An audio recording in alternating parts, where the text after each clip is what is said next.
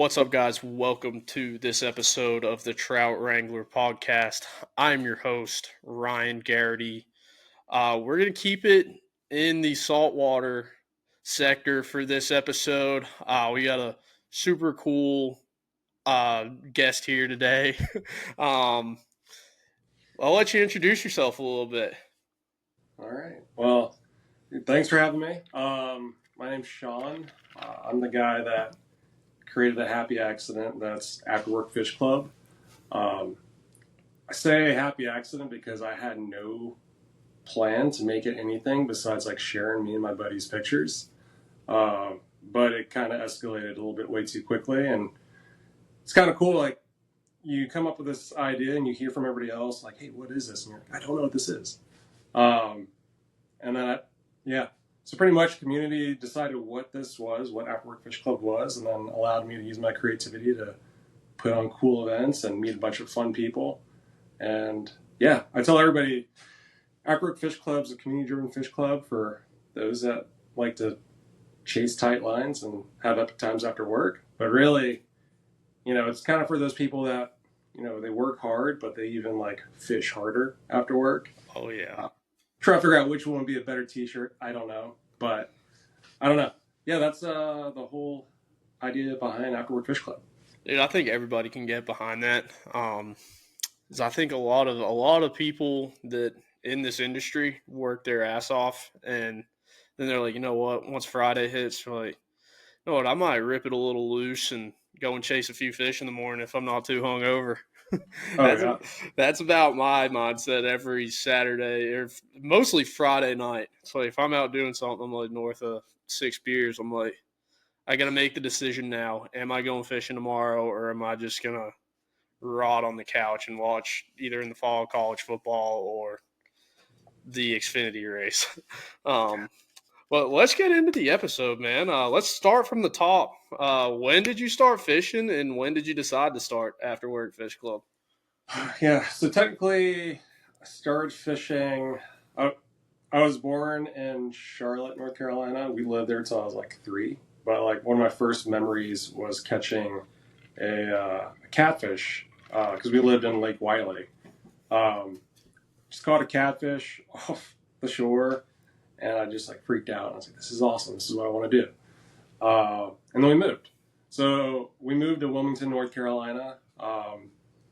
It's funny, like that's a place where like it was kind of the drive for us to get back to the coast because my wife and I somehow both grew up in Wilmington, North Carolina, and I grew up pretty much surfing, fishing, and playing sports. And when I got a little bit older, played soccer at University of South Carolina, lived in Charlotte again for a while, lived in Raleigh, and really all over the country. Worked for Red Bull for a bit, and fishing really wasn't happening that much.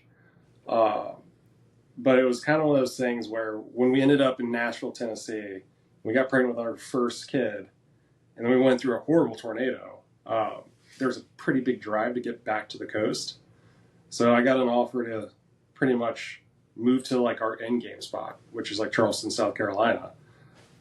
Once we got to Charleston, like it was pretty much in my fate that I was going to be fishing because you get stuck in traffic and you look like to the left or right and like, oh, crap, it's a flood tide. You'll see tailing fish left and right. It's like, can I get out of the car? Can I just go like try and get a fish real quick? And then ultimately, like I actually started fly fishing when I was like, I want to say 13 down in Tampa. My uncle lives down there, and I don't know what happened, but like I got stuck with him by myself, and he lives in Tampa, kind of like in the summer. He's been retired forever, and he travels all over Montana and Idaho and places like that and just fly fishes. So we went and chased ladyfish of all fish we could, and I had the time of my life. And I went back to Wilmington, and I was like trying to get my friends to get into fly fishing, and everyone's like, "No, we're not doing this." It's like, we're going to get bluefish and troll for mackerel. I'm like, all right, what we're doing. But then fast forward to Charleston. My day job is I'm actually a commercial flooring manufacturer sales rep. So I manage all of South Carolina, I work with schools, hospitals, and kind of provide like healthy performance solutions for their flooring. So I kind of told my wife if I could get with some of these GCs or some of these end users that I work with and get on one of their boats and show them I know how to tie a knot, I can get invited to go on more boats. Turns out, the first trip, I just hit it off with the guys. They kind of taught me a little bit, and then they saw that I could hold my own. And that turned into pretty much every other Thursday, we would create this little Outlook invite from like 12 to like 6 o'clock at night. And I just called it the After Work Fish Club. So started off with a group of like 3 of us, and then gradually turned into like a group of like close to 20 people. And we're all just like, we're exactly what After Work Fish Club is. Like, we work hard. Our jobs are super stressful. But we use it as like a way to like network, but also fish and drink beer. So, yeah. And ultimately, like, how After Work Fish Club came to be, my wife got pregnant with her second kid, and we had him in January. The first few months of having a newborn is just like a whirlwind, because like they sleep forever, then they don't, then they're just wild, and they're always screaming. And I ended up taking my son back home, and he's just screaming and like having a good time. And my buddies are just texting me all the pictures of all the fish they caught that day. I'm like, dude, I haven't fished in like 4 months. This sucks. So then I was like, all right, well, I'm just going to create an Instagram account so we can share our pictures. And I posted like if you were to look at our first picture, it's of a puppy drum off a dock. Because like, if anybody's going to have the first picture, it's going to be me. So I posted that, woke up the next day with a bunch of random followers from Florida, South Carolina, North Carolina, Georgia, Texas, like all over the Southeast. And then I started getting like DMs from like real people, and they're like, hey, what is this? I'm like, dude, I don't know. And then it was kind of one of those things where I wanted to see how it would grow. So like I always said, like if we got to 300 followers, this might be an actual like a real thing.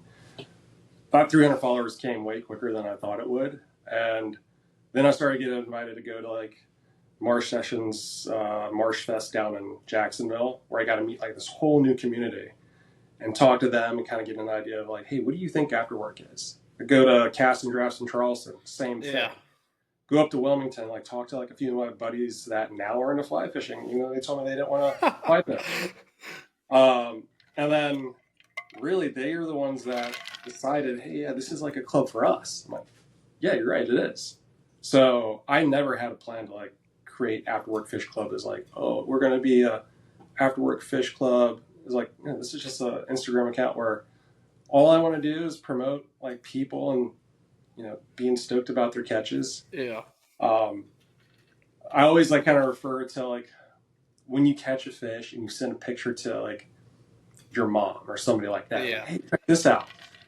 And you get a thumbs up or like, that's nice. Yeah. Versus like posting it on like Instagram or like whatever social media following you have. And you get all these people like, dude, that's awesome. Like, where was it? Tell me all about it. So yeah, it's kind of cool because like now like we all have a place where we can share our catches. And really my whole thing is like I'm always going to be promoting the positive side of fishing. Yeah. There's so many accounts out there that I get it. You can get like hundreds of thousands of followers for just shit posting. Yeah. But I want to be different. Like I'd rather just keep the positivity going versus jumping on board with whatever thing people are like mad about or whatever. I think that is a huge thing that the entire fishing industry needs to hear. As a whole, is like even bass fishing, fly fishing. It's so crazy right now. It's like how, like, somebody posts a picture of a fish on like a Facebook group. Like I'm in a couple Facebook groups still for like bass fishing. Like, how big you think this fish is? Some old fucking crusty old man's like, get a scale and that'll tell you how big it is. Or some kid will post something like, oh, caught this nice 5-pounder today. And someone's like, oh, that's a 3.5 pounder. It's like, dude, shut the fuck up. Let the dude have his like moment, you know? Oh yeah. And it's like the same thing like with uh, fly fishing too. It's like people shitting on people for catching stock trout. Like, don't get me wrong. Like, there are times where I'm like, oh fuck, I don't want to go and catch stalkers or something like that. I'm gonna go and chase blue lines. But it's like I'm not gonna look at somebody who's sitting there holding up a nice trout and be like, stalker, you're a bitch. It's like, Yeah. dude, at least he's out there fishing and not sitting in front of the TV eating Cheetos and playing Xbox.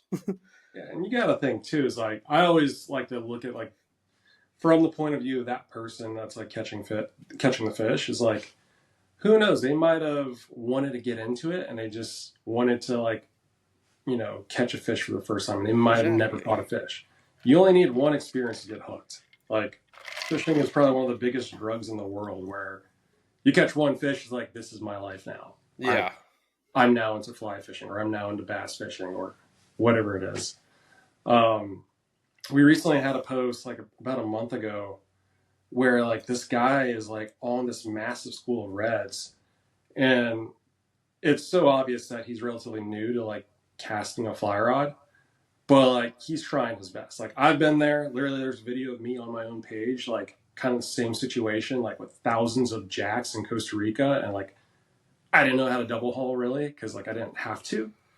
Um, but it's like, dude, there's no point to freaking hate on somebody doing something because like Yeah. that one memory now got that guy probably like hooked on it for life, and now he's probably gonna go find a retention pond and like practice nonstop for when the day that does happen, he's gonna be like smoking them.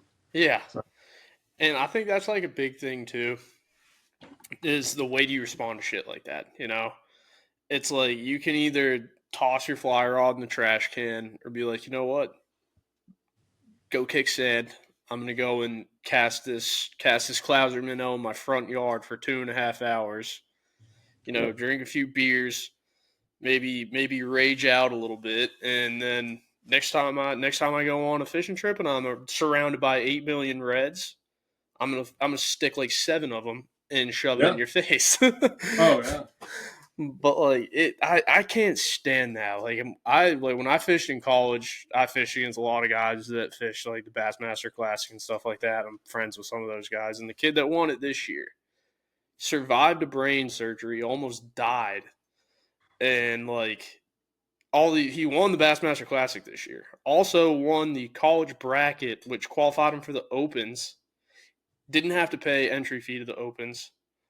Qualified for the Classic through the Opens and the Elite. So he essentially qualified for the Elite Series, essentially for no cost at all. dude, that's awesome. And he won the Classic this year, and people were like shitting on him for using forward facing sonar. And that's like, you probably see it all the time, like even on like fly fish. Oh, forward facing sonar, forward facing sonar. It's like, take a hike, dude. You like actually like watch a video about the kid. And that's just kind of one of those things that the fishing industry has to get over, Yeah, is just like that shit talk, like the shit posting and shit talking. Like, don't get me wrong, there are some funny memes that I've seen. I'm like, that's pretty funny. But then there's yeah, some that go like a little too far, and I'm just like, oh, that's kind of shitty, you know. oh yeah. Well, But like I don't think it's just the fishing industry because like even in like surfing or like actually the best example for me is like I'm really into precision shooting. okay, That was actually inspiration for the Red Spot Roundup. But like, dude, I built my guns from like Palmetto State Armory builds and stuff like that, which are in that world a cheap way to do it. yeah, But I'm out there having a great time. I can read when I can do all that stuff. Um, but like, I go shoot with some dedicated guys, and you can tell their passion's there, but it doesn't come across in like the most welcoming way. yeah, And the way I kind of relate it is like, no matter what you do, it's like fly fishing, surfing, shooting. If you're passionate about something, ultimately you're just a gigantic nerd and you want to like nerd out and learn everything about it. yeah, And there's ways you can kind of like tell people is like, oh, you got this. Maybe you should look at doing this in the future. Let me kind of help you like guide along, like, this is the setup you need in the future for this scenario. yeah.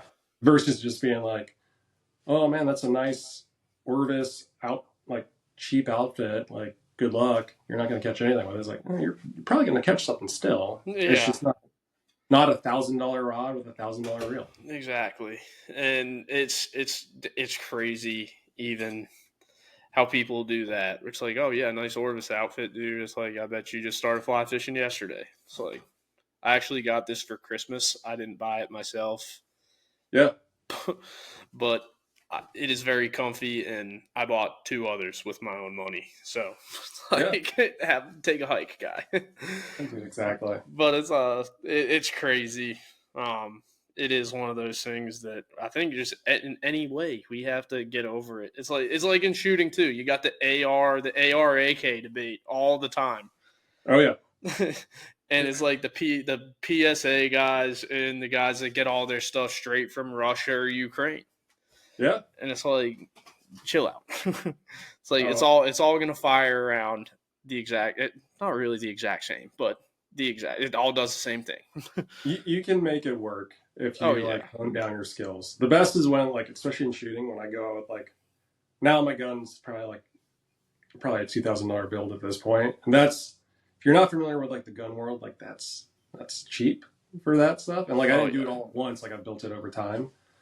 But like nothing's better when I go out and like outshoot somebody that has like a $20,000 build and they don't know how to use it. I'm like, dude, you might need to focus on like learning the actual skill and like practice versus like worrying about what gun you have. Right. And it's the same thing. It's like it's a status thing at that point where it's like, you know what, dude, go and like, yeah, you might have the nicest gun on the market, but you know what, go to the range a little bit and then talk shit. Yeah. But so you guys are based in Charleston. Other than the fact that it's like the mecca of red drum fishing, what made you guys choose there to plant the roots? I think you already told us about that, but was there any other factor? So, my wife, like I said, she's from Wilmington too. We didn't know each other until we lived in Charlotte. But when we had kids, like we always talked as like, man, I don't want to raise my kid in Nashville. Nashville was a great time. Like we had a blast, but like, you know, unless you're like really plugged in with that river there or not in the bars every single day or like really into like music, like I didn't want that for my kids. I wanted them to have the ability to like grow up on the water, be around nature, learn about the things that I learned about, and like nerd out on like every bird you see in the sky. Right. So we always said we'd love to move back to Wilmington. Unfortunately, there's not really that much of an industry there besides real estate, hospitality, and then just like retirees for the most part. And then Atlantic Marine. Yeah, and Atlantic Marine. Which shout out to Chris Honig. He works there. Yeah, it's one of those places like I've loved Wilmington forever, but then when I went to school at University of South Carolina, I would go down to Charleston like every single weekend, and I fell in love with it. Yeah. And at that point I only explored like downtown and Folly. So then when my wife and I got together and we're like just kind of talking, I was like, man, we just need to get back to the coast. So like ultimately we're going to move back to Wilmington. And then I get a call from like a headhunter and they're like, hey, would you be interested in coming down to like Charleston? And like at first I told my wife, because I didn't know where we were going to go. And I just told her like this headhunter wants to talk to me. And when she said Charleston, I was like, oh, all right. Well, this is kind of like our end game. Like we've always loved Charleston for the fact that there's just so much culture here too. It's like, yeah, the water's brown. We have massive rivers. But the fishery here is insane. The different parts of town, like there's something for everybody. Like we were told by everybody like, oh, you need to move to Mount Pleasant. And then, hey, we can't afford Mount Pleasant. I was like, can't afford it. It's not my vibe. There's a little bit too much going on. Then we're told, look at West Ashley. West Ashley's pretty awesome. And then we're told by everybody's like, don't even look at John's Island. And we drove over the bridge to go to this restaurant called Tattooed Moose. And it reminded me of like where I grew up in Wilmington, where we just had like big oak trees over the road. Oh yeah. And like we pulled up and we went to tattooed moose, and we just pretty much like decided then, like, hey, we're moving to Charleston, we're moving to Johns Island. And just so happened, like, I don't know, like about a mile from the marina here. So like it was by default, like just getting here, I was going to be able to go fish as much as I wanted. Oh yeah. And like, there's nothing better when you're like, have a slow day and you're in traffic and you look at the tides, you look at the wind, it's like, ooh, it might be time to go out on the water. Yeah. I'll hop in the boat when I get home. Yeah. I'm going to hop on the boat, hopefully catch some fish. If not, at least I'm on the water. Yeah, maybe catch a few beavers. Yeah, catch a few beers. We worked on a design when I first started after work, and it was like catching a buzz, and it was a fly fishing guy with just like buzz and a beer on the end. I was like, dude, that's pretty cool, because that's actually what I do the most. Yeah. Yeah, dude. It's like when I go up to the mountains, it's one of those things. It's like, I'll camp sometimes, and it's like, you know what? If it's a bad day of fishing, I'm sitting there, I'm like, you know what? I literally stuffed my waiter, like my little waiter pouch full of beer. Yeah. Just sit there, crack them, toss them back. It's just like I'm walking distance to wherever I need to go. So like, I don't give a damn. There's nothing better. Nothing better. Dude, but Johns Island, dude, that's another place that's absolutely blown up, dude. Yeah. I was a part of the problem, and it was one of those things, like, once I did my first year here, it's like, people need to stop moving here. It's like, we're getting all these great restaurants, we're getting all these cool bars, but we're getting too many people moving here. And now it's like blown up to the point where like you don't hear the thing of like, oh, you don't want to go to Johns Island. Now it's like, oh, you live in Johns Island? We love it out there. We want to go there. Yeah. I think my dad, so there was a point in time where I wanted to move to Charleston. Still kind of want to end up there at some point. That's like later on down the road. My dad was like, dude, Johns Island, they just had put like, I forget what company it is, but they have a huge campus out there. And I'm trying to think. Shoot, I'm trying to think of it. It'll come to me later. I'll shoot my dad a text and think of what it was. It's a massive campus. Went and like looked at it whenever I was on my way back from Isle of Palms one time. Huge campus. I was like, oh my gosh. I was like, this is pretty crazy. So I worked in Parks and Recreation, and my girlfriend at the time was trying to get into something. And ended up not moving there. I ended up moving down to Florida, and right outside of the Villages. Talk about a snooze fest, other than like Crystal River and going to the Space Coast. But it's one of those things. It's like there was nothing in Johns Island when I looked there, and I was like, it's unreal how much it's blown up. Yeah, we're at the phase now where like we're kind of considering what's our next move for like this area. And there's some pretty cool spots that are like what it used to be, where like there's still nothing out there. I'm not going to name it because I don't want other people to jump on board with me. But like we're always like looking, it's like, oh, look at this piece of land. It's like, oh, do we have water access? No. All right, well, keep it kind of on like the B tier. We have like an idea of like the ultimate dream, and like we're always just like trying to figure out how we can get away from the people and just be on our own little area. Yeah. Even though we absolutely love our neighborhood. Like my daughter literally like comes home and plays next door with our neighbors' kids, and tomorrow we're gonna do a big cookout with like everybody. But all of us are like, yeah, how can we like have this, but also not have people right next to us? Yeah. Where it's I think now it's like, how can we have this but make it a easy Uber for our friends to get home when it gets a little too rowdy, but also have water access, be out off the beaten path a little bit. And the best game is like when you play the lottery. It's like, if I win this is what we're gonna do. We're gonna build like a compound where people could just stay, have a ramp on the property, a dock, a place to keep boats. I'd spend all that money as quickly as I want it. Oh yeah, dude, I'd win it, and I'd be like, oh my gosh, dude. Like I'd have it all be gone in like maybe 4 months, not even. Be like, all right, that was fun. Hell's Bay, or like a Maverick HPX, or Like I was gonna bring this up, Macuch Craft. Yeah, Macuch. That's our boy. Dude, I love those guys. Dude, he's the Luis, man. he is, and like he's one of those guys. It's funny, like we met at Cast and Drafts because he was supposed to be right next to me, to the left of me, but then like where they set me up was right next to the porta potties. Oh, And like I just got there first, so I moved over. And then by default, he was next to me, but like the buffer between me and the porta potties. So like we instantly like just kicked it off. He's like, "Hey man," it's like, "Were we supposed to be next to porta potties?" Like, "Yeah, you definitely were." I wasn't supposed to be there.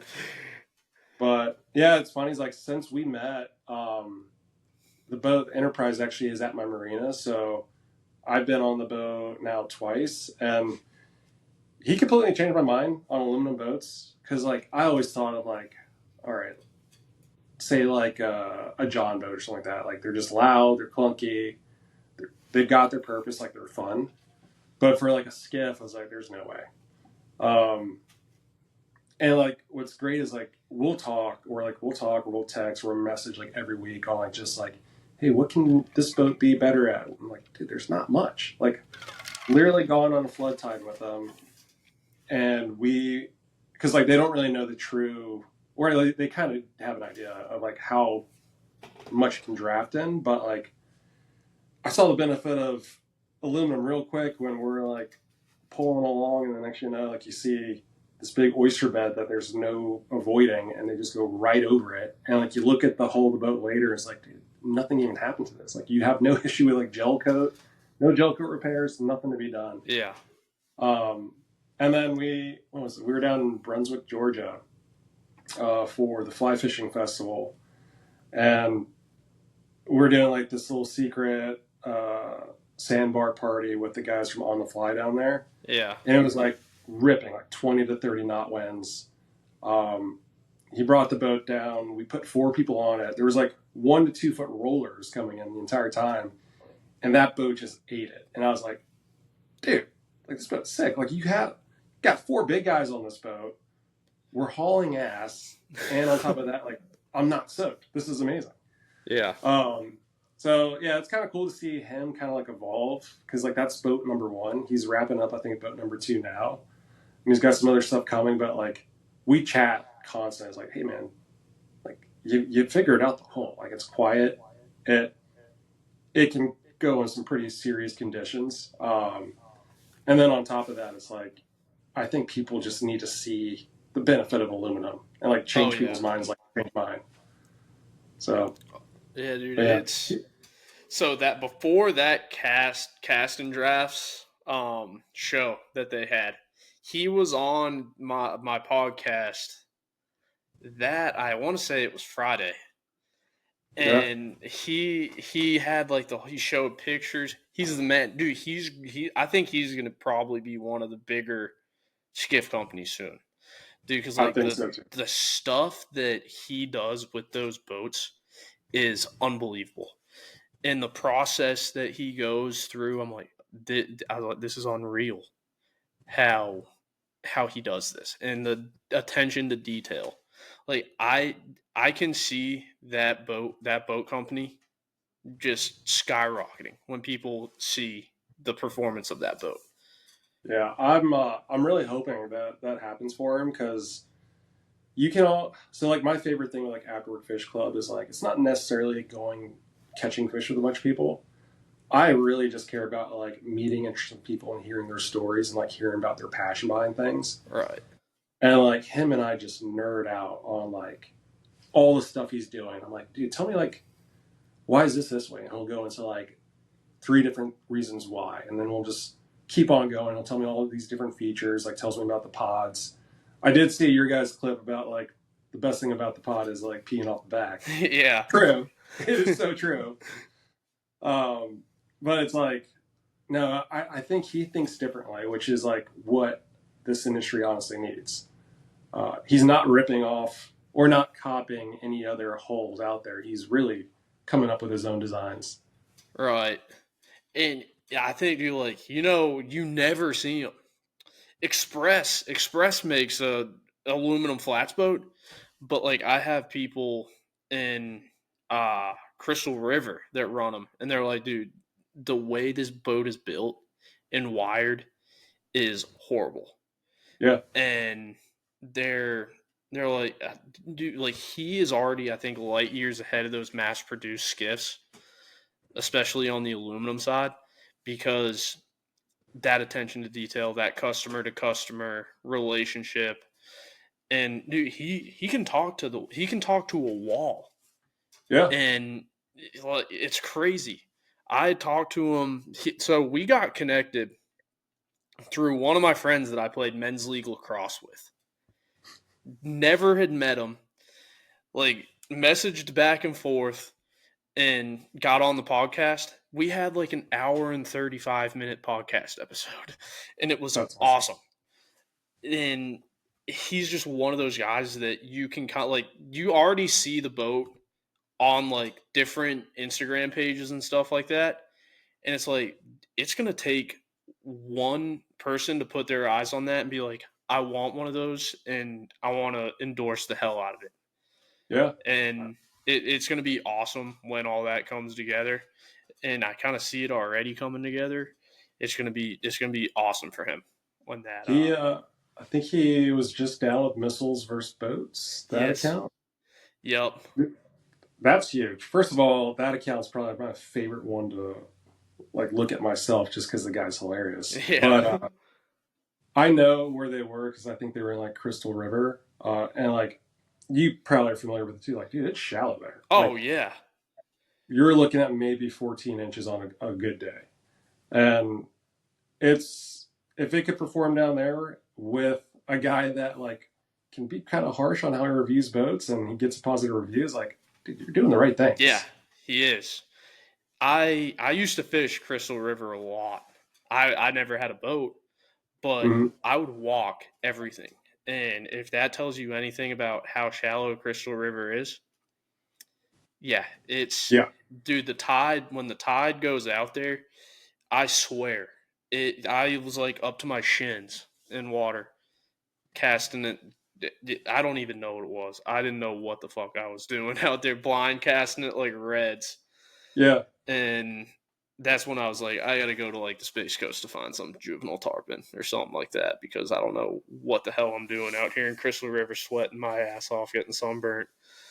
But it is so shallow out there. It is. It's crazy. So you've probably seen Monkey Island down there too, right? Yes. Crazy as hell. It's the wildest thing ever. Yeah. My dad, he lived down in Crystal River for a little bit. He was in the nuclear industry. And we'd go down and visit him. And he's like, let's go look at the monkeys. I'm like, what? Have you been to Silver Springs in Ocala and seen the monkeys there? Yeah. So crazy. And you know why they're at Silver Springs, right? No. Dude, so apparently when they filmed the Tarzan movie, they brought all of those monkeys and put them out around Silver Springs. Oh, Jesus. And the monkeys eradicated. And that's why there's 1,000 of them out there now, and they swing from tree to tree at Silver Springs. I'm not even fucking with you.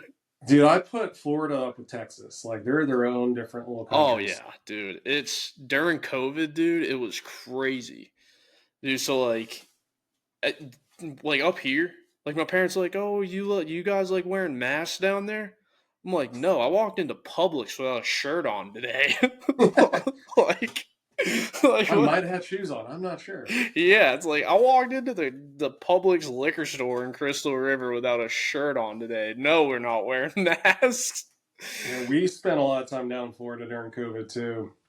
My in-laws have a place in like North Miami-ish area, and like I talked to my family. I was like, "Oh, are you like how is it?" I'm like, "We're just having the best time of our life right now." Like, yeah, people are all down to have fun. Oh yeah. Dude, it's like people were out there, like, it was nuts. Dude, bars are still open. Dude, like, right there at Monkey Island, Florida Cracker Bar is absolutely packed. Yeah. And it's like nobody wearing masks. And DeSantis is like, don't mask back up. Don't mask back up. Don't fall victim. Don't even get vaccinated. It's like, okay, cool. Sounds good, man. Say less. I ended up having to get vaccinated because I worked at the villages, and they were like, we can like discipline you if you do not get vaccinated. Yeah. And I waited until the very last minute. They had like my boss, the guy that ran the village's recreation, had called me and he was like, I don't have a vaccination card from you yet. He's like, if you don't go and get vaccinated, he's like, I will put you on leave without pay. Damn. And I was like, I know, that's such a wild time too. yeah. I was like, oh shit. I was like, all right, I had to nut up and go do it. And when got vaccinated and handed in my card, I should have just like forged one like Aaron Rodgers. Yeah. Well, they were pretty easy to just like copy and paste. Yeah, I should have done that. Wouldn't know anything about that, by the way. Yeah, I should have done that. I should have. Yeah, But that's all. let's talk a little bit about the Red Spot Roundup tournament I know that just passed. Dude, that was such a cool concept, by the way. Like, Thanks, man. absolutely awesome.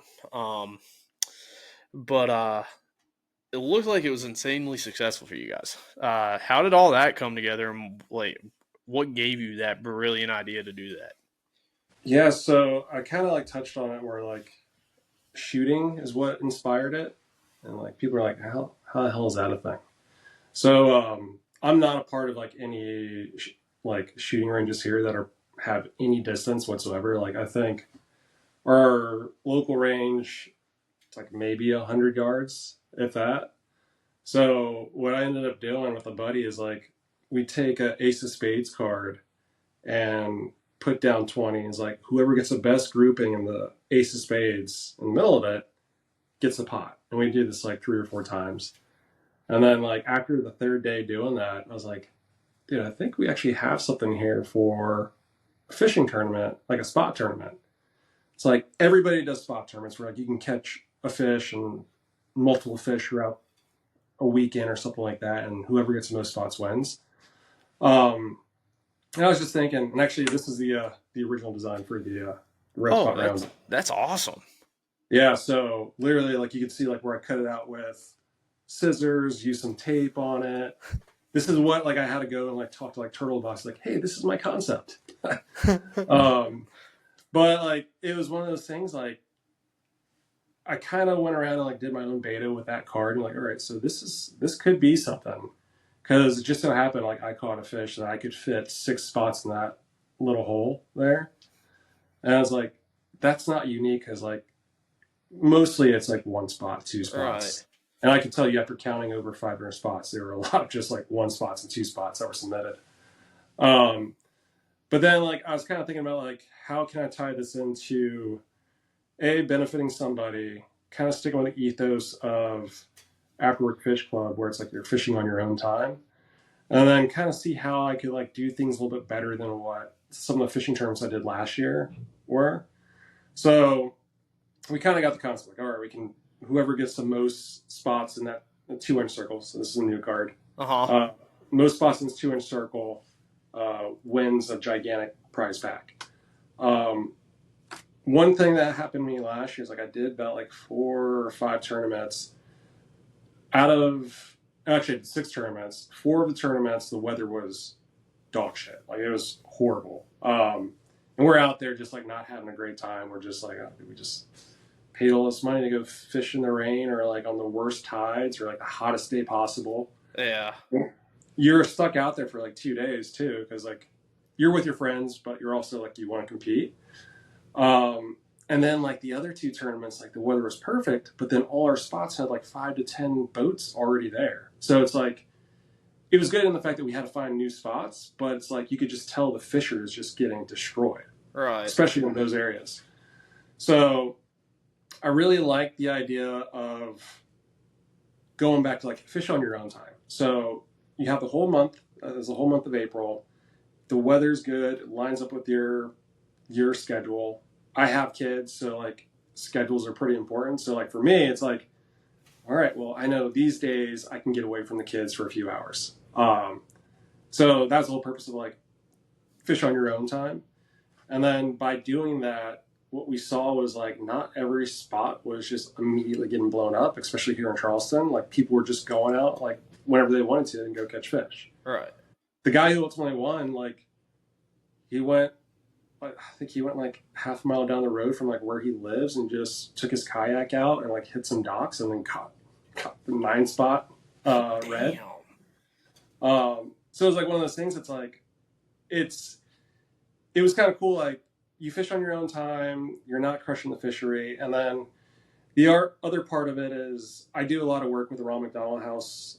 I've always traditionally done like something with them. If it was in Memphis or Nashville or something like that, like I've always kind of like been close to them. And then the one here, they're actually in the process of expanding and every dollar amounts. And I say that because you see big name Ron McDonald House, but what people don't know is like, it has that massive name, but it's not like all the money that they're raising goes to like them all evenly. Like they're their own business units, so they have to raise their own funds, right, and they get some money. So, especially having kids, I thought like, you know, I really liked what they were doing with like providing access for families while their kids are being treated.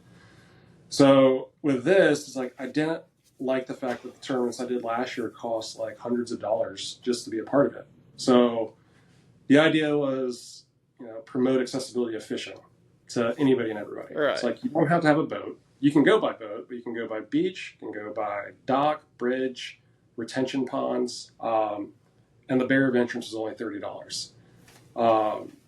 And that kind of, I think that hit a chord with a lot of the companies I talked to. Because, like, dude, trust me, like, I don't think I ever had any business talking with Turtlebox or Yeti or like Loco Rods or any of these guys. But when I told them like my idea, I'm like, hey, let's promote this for like the guys that they're not going to be able to afford. Like, not everybody can afford $1,000 fishing rod, or not everybody can budget for a $400 speaker or cooler. And it's one of those things. Like, I kind of told them my pitch, and like, I want to open this up to everybody. And like every single company I talked to is like, we're so in. Like, how can we help? So like, yeah, I can tell you like with Turtlebox, I love to tell this story because I love their products in general. Like if you have one, you know, like they are freaking bulletproof. Mine's fallen off boats, fallen out of cars, been frozen, like freaking sweet. My mom now wants one, which I'm not giving her one, but like I ended up talking to them. And the whole idea is like, hey, can you just like give me like a turtle box or two so I can like give them away for like the grand prize? And they're like, well, send us your sponsorship package. I had nothing. So then I put together something that night, sent it to him. And I was just thinking he's going to like, I don't know, like just give me some product. And they jumped on like, hey, we want to be the title sponsor. Oh, shit. Dude, you just legitimized me. So like when I saw that kind of opened up doors to like talk to all the other brands. And like Hobby, I don't know if you connected with Hobby down with Marsh Sessions down in Jacksonville. I haven't heard of them. Check them out. He's got a really good following. He's built a crazy, awesome community of like everybody that fly fishes down in Florida. I'm about to look him up now. Yeah, he. What's the name? I like ran the idea by him too, and he's like, "Dude, I'll help you do this." And like we talked almost like weekly on like how to really put it together, and then like he helped promote it. Shoot, I have seen this guy. Yeah. Yeah, I have seen this guy. He's in with the Southern Culture on the Fly guys. Yeah. That's where I've seen him. Yeah. Southern Culture, the guys from Historic Coast, like all those guys like immediately like were asking like, how can we help? I was like, just spread the word. So ultimately my goal is like, if I could get 50 people just to do this tournament, like awesome. Yeah. And after the first pre-sale, we had like 60 people. I was like, whoa, this is wild. And then I started getting invited to go pretty much anywhere and everywhere. So my wife is like a saint because like I was gone like almost every single weekend, just like going out, meeting people, talking to people, telling them what it was. And ultimately we ended up with like over 160 people sign up. Holy shit. Which, you know, for me, I'm like, you know, $30 at 160 is like, it's a pretty good start. That's nice. Oh yeah. for the first one. And then we always had it in mind to do part 1 in April and then part 2 in October. And the main reason why was because those are the months that I like to fish the most. If you've ever talked to anybody down in Charleston, like October is such a sweet time to fish down here. Yeah. And then you start getting into the winter, and then the winter lows. That's when it's like really fun, but not everyone wants to fish in the winter. Right. So now I took this month off from like thinking about the tournament whatsoever, and then I'm already like my brain's already like going like I've got to go through the analytics, break it down, go talk to people and sponsors and all that good stuff. But I think this next one's going to be really good. But it was crazy. Is like we ended up like giving away a turtle box. What was it? February, just kind of get things going. So like you would buy a $30 card, not even catch a fish, and then walk away with like a $400 speaker. I almost did that, and I was like, "Shit, I want to buy a card just to try and get my name in the drawing." Yeah. But I was like, then it's like I'm gonna want to go down to Charleston and fish like every fucking weekend, and I'm gonna put more miles on my truck than I already have on it. Yeah. Which you could do that in October. It's way easier then. I might do it. I might do it because that truck that I was talking about has since shit the bed, and I'm still trying to figure out what the hell to do with it. Oh damn! Yeah, dude, that's never fun. No, I kind of got lucky though. Shout out to my dad. I inherited a Tahoe that he doesn't need anymore, so worked out a little deal for that, and I grabbed that, and I love it. So that was my first car, and I always wanted to get back into a Tahoe. Yeah, and I was like, all right, the truck shit the bed, and it wasn't the greatest circumstances, but I inherited that. So I will be making a trip to Charleston to get in on the festivities for part 2. Oh, hit me up. Let me know. I can't enter myself, but I will take people out to go fish as much as I can. I may do that. I actually will 100% do that. Because see, like that's a good enough ride to where I'm like, all right, I can go down to Charleston. Where it's like, I've been invited down to Florida, and I'm like, man, 7 hours there a flight is a long time. It is, and I will say, like, it is kind of cool, like. This new generation of like guys that are into like fly fishing, it reminds me of like how I grew up like surfing, where it's like I'd be in USC and be like, oh man, there's a swell hitting the Outer Banks. Like I got like so much money to get gas, but I don't have room. Or like I guess I'm gonna sleep in my car or something like that. Yeah. But then like you talk to people and like, yeah, just sleep on my couch. And like I'm starting to see that more with like the fly fishing world, where you have this generation of like younger guys that just want to go like learn it, but also like really get into it, and then also want more people to do it with them. Right. So like it's the most accommodating. Like when you get in with like the right crowd, like it is the most accommodating like group of people now. Oh yeah, and it's like it's also like a great opportunity to be like, you know what, let's get a few buddies together and put like a trip together, go down, have a good time, fish. Yeah. Maybe hit a few local dive bars and maybe wake up a little later than expected on one day fishing and just have a good time, you know? And we did that. I love the thought of that stuff. It's so much fun. I'm trying to like plan a few trips like that this summer to where like up into the Smokies or something like that, where it's like we all just camp or something like that. But it's like I can't get any of my friends to like commit. Dude. So I've been going to Costa Rica for like 15 years, and like the first time I went with my buddy's family. This is before everything was like super, super developed like it is now. But like I went there, I was like, oh, this is awesome. Let's go back. And then we try and plan trips, and then they just always, nobody would like finally make the next step to like actually buy the flight. So like that turned into like me just getting frustrated. And then just buying flights and telling my parents I was going to go visit a friend somewhere. Going down to Costa Rica for a week at a time.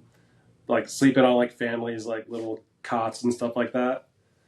I don't do that anymore. Now I'm actually planning vacations with my wife down there. But sometimes like that's when you have the most like the best experiences, like when you just go. Yeah. Like it's always great to go with friends, but sometimes it's like, dude, when you're like putting your own or like out of your element and you just have to like be a part of it, like it's kind of it's a cool experience. Yeah. I did that in Florida a few times and ended up on the kind of sketchier side of that. Yeah. And where like I met some dudes that like literally were the classroom over from me in kindergarten and ended up drinking at a Tampa Bay Devil Rays Boston Red Sox game in Tampa.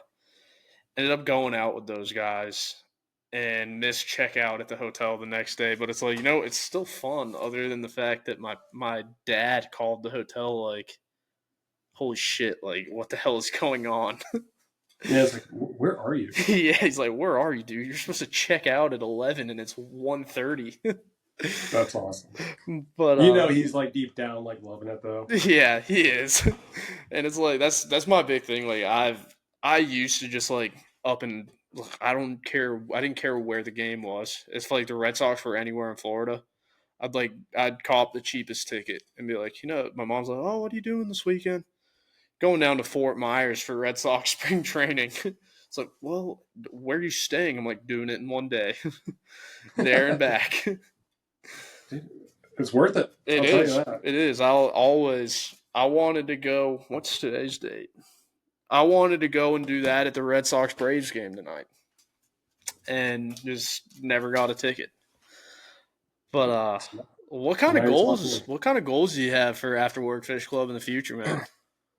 So I've been like asked that a lot the last since I even like started pitching the tournament to people. So I really do want to lean more into like the philanthropic side of things, and like if this is going to be a community driven fish club, like I want to figure out how we can like positively impact like local communities, and not just Charleston. Like there's places in Louisiana, places in like Virginia Beach and stuff like that I'd love to just like figure out how to impact them. And then I actually had a chance to go to Denver for the fly fishing show back in February. So like try and expand into like those areas as well. Yeah.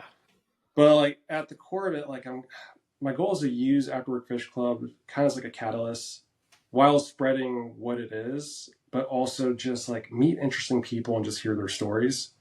I tell everybody, it's like all my memories that are burned in my head. Yes, I caught like a 43-inch bull red or something like that.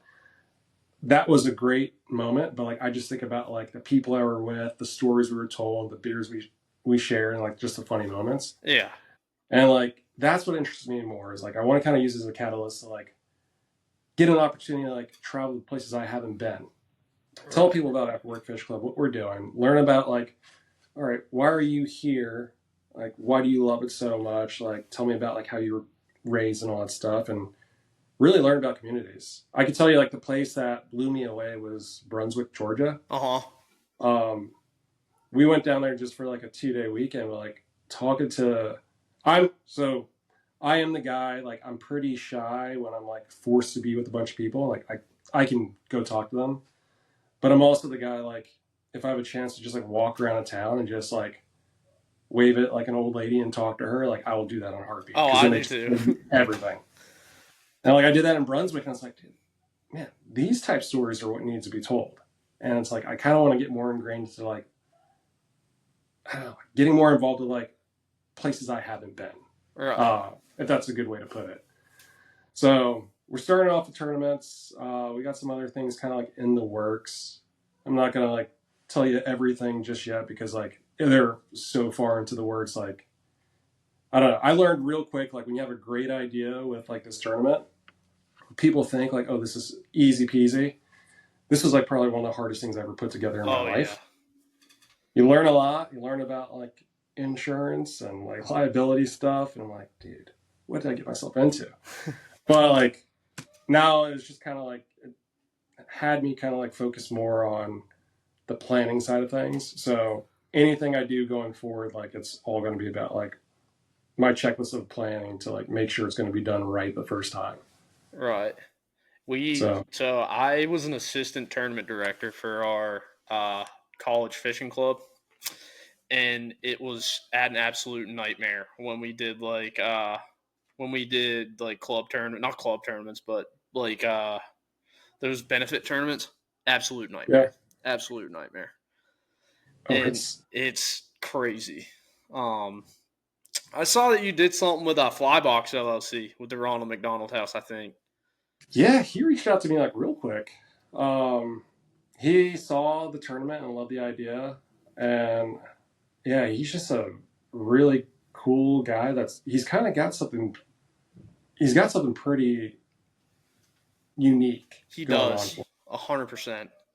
I like the way his brain works, where he's not just talking about like the fly fishing world, but he's like relating other industries to like the fly fishing world, and then also like dumbs down like common fly fishing terms and like flies and all that stuff for like people that just kind of want to know a little bit about it. Yeah.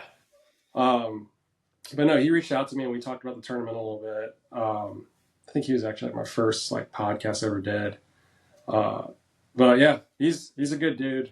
Definitely check out his newsletter. Yeah, dude. So it's awesome. That was the first article I ever had written about me and like the Rise Flies thing, and I had him on here. Dude, super nice guy. Super awesome idea that he had too. Like, completely agree. That's another guy that I'm like, man, I'm hoping that he gets bigger than he already is. It's like it's awesome.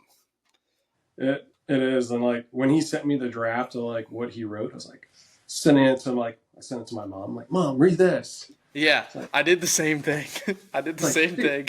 He's really good at writing and making me sound way better than that. Dude, I literally sent back to him. I was like, oh my God. I was like, this is absolutely wonderfully written. It's like, this is awesome, dude. But what the hell? My dog is going crazy in there. I got my parents' dog with me this weekend because they're in Athens, Georgia. For my little sister went to UGA. She just graduated. But kind of cool. Got a picture of like my little sister next to Kirby Smart today. Oh, that's awesome. I was like, damn. I was like, that's pretty sweet. And but every episode I close it with, so I have a playlist on Spotify called the Trout Tunes Season 1 playlist.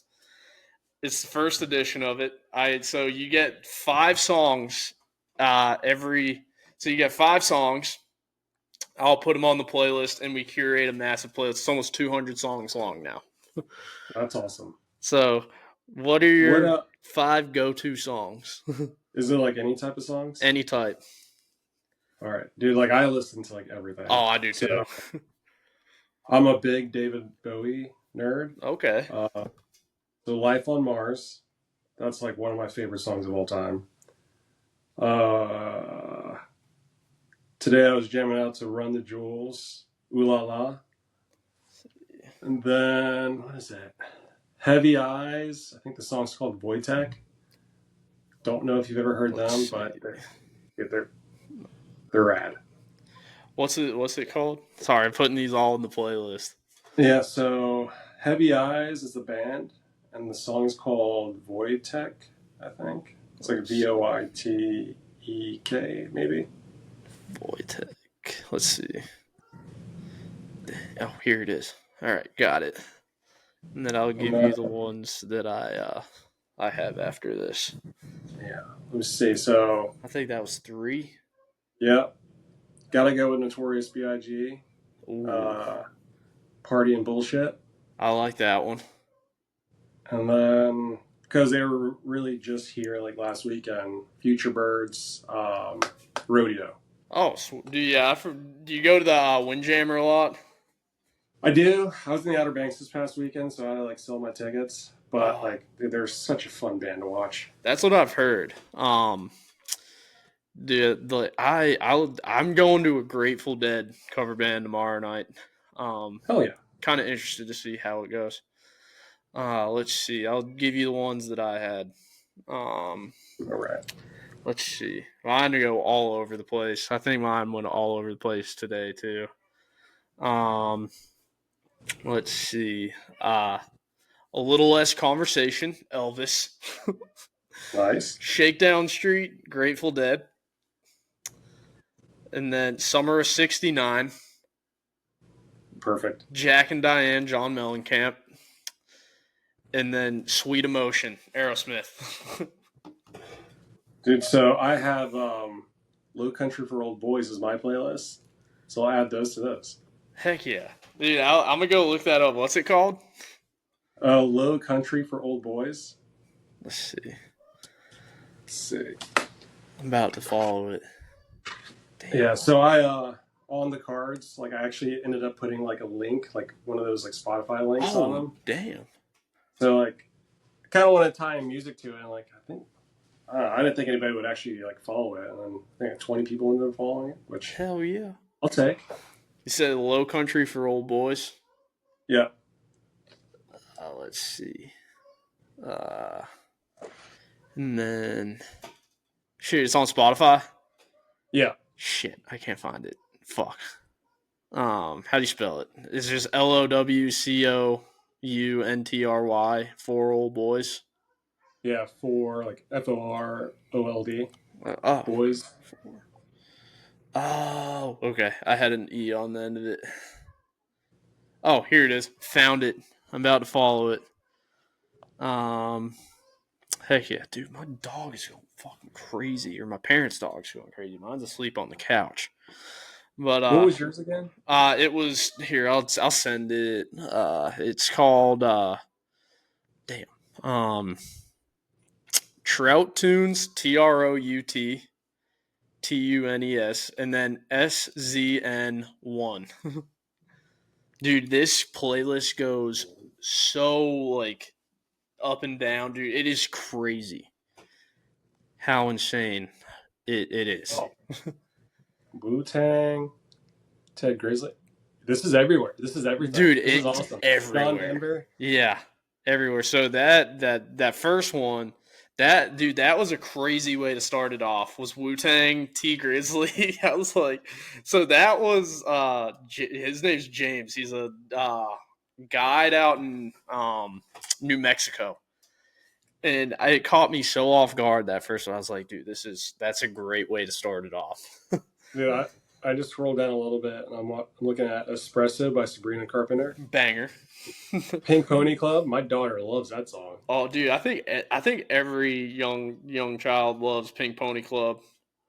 I'm not gonna lie, I love it too. Dude, I do too. I will willingly listen to Sabrina Carpenter like on shuffle for hours. Let's see. Do you have any more sponsor plugs or anything that you wanna go for? Yeah, let me thank the sponsors the sponsors that like made the tournament happen was Turtlebox, of course, Afuera Coffee. Definitely check them out. Like their coffee's straight from El Salvador. Oh, they're like it's good. It's good. Four Corners, Costa Rica. Chuck's actually from Costa Rica, and the family that he works with there are like the sweetest people in the world. You ever want like a fishing safari? I tell people that's the place you go. And you're not stuck to just like one spot in Costa Rica. Like you can go visit the whole country. Oh wow! Chase like anything from like machacas to roosters to sailfish, like all that stuff. Damn. Loco rods. Adam's an incredible guy. Like his rods are. It's a matter of time till that blows up because like the guy that just won, he's been just like crushing it on every single flood tide with that rod. Most accurate rod I've ever casted. Holy cow. Taylor Fly Fishing, they're awesome. They're out of New Mexico. Marsh Sessions, my boy Javi, Yeti. Cordina Eyewear, local boys down here in Charleston. They know what they're doing. Like, I don't think I can wear any other glasses on the water now. Beavertail Skiffs. Oh, heck yeah. Incredible family. Like, they did not have to, like, jump on board, but they, like, jumped on board and super appreciative of them. Clawback Sauce, another local guy here in Charleston. Goes great with seafood, but also great in beer. Learned that a couple weeks ago. Marshwear. That's another local company too, isn't it?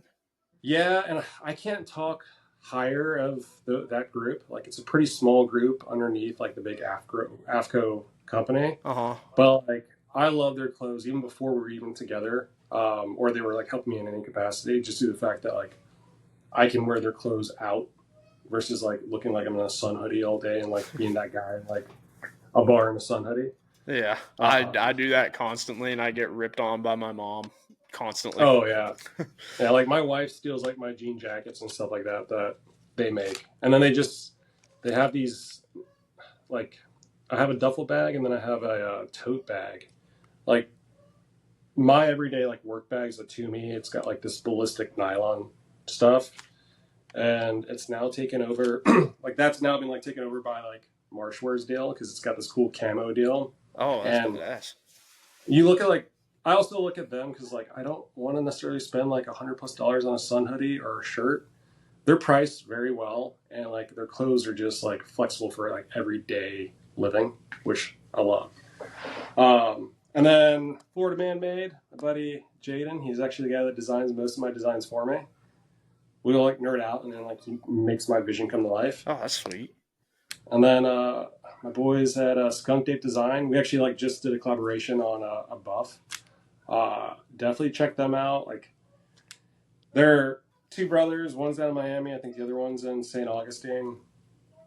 They're just doing it right. Like their designs are just like I don't know. It's a matter of time till people start like seeing what they can do, because they're pretty creative and like they just think differently, which is what I'm all about. Oh yeah. But yeah, that's pretty much all I have for plugs. Heck yeah, dude. That's all I really got to do with that. I'm gonna have to come down there for the second edition of the Red Spot Roundup, man. I'll definitely get a card this time and Yeah, man. come down and do some fishing and drink a few beers or something like that. And Yeah, calm down. I just gotta think I might be getting a skiff, so we'll get you on something. heck yeah, dude. Dude, thank you so much for coming on. What's up, guys? That was Sean with After Work Fish Club. Dude, chill out. Yep. What's up, guys? That was Sean with After Work Fish Club. What a cool dude. If you just heard that, this is my parents' dog, Chance, that we classify as something called a liability. Um, got anything to say to him, big guy? Hell yeah. Yeah, that's Chance. He is also a Boston Terrier, like Maverick, except he's an absolute. This guy here is an absolute menace. An absolute menace. So if you did hear that towards the end of the podcast, I had to leave him in his crate because he is absolutely insane. So that is why you heard that at the end of the podcast. But go and check it out. I'm going to link the After Work Fish Club site and the Instagram page and everything on their socials in the show notes and everything like that. So if you guys want to get into the second Red Spot Roundup, it's going to be right down there. That's going to be a great time. Probably going to be a pretty big event too, since the first one was so successful. 160 guys at that thing. Like, how awesome is that? So probably going to be some cool prizes that we'll be giving out monthly leading up to that. So keep an eye out on their social media and everything like that. But until the next episode on Tuesday, peace out. Go catch some fish this weekend. Tag me in whatever you do catch. And go wrangle some trout. Go wrangle fish. Until Tuesday. Goodbye.